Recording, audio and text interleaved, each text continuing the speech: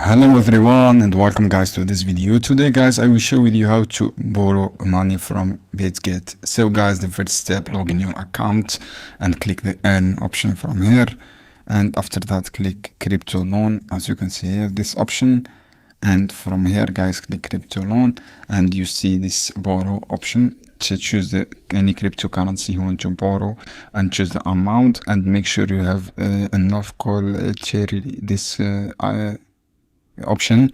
And after that click ongoing loan, click confirm option before that, and click I have already agreed on the term and condition. After that click ongoing loan and you see interest details from here guys. As you can see here, this BTC, for example, this loan principal and actually interest rate, and you can calculate your rate to earning, and this history you can choose see the history of loan or borrow money. This is all history as you can see here guys.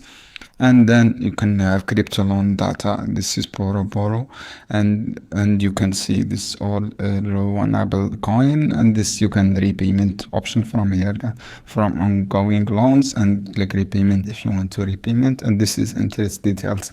This is how you can do guys. I hope this video helpful for you. Then don't forget give like and share this video for more content.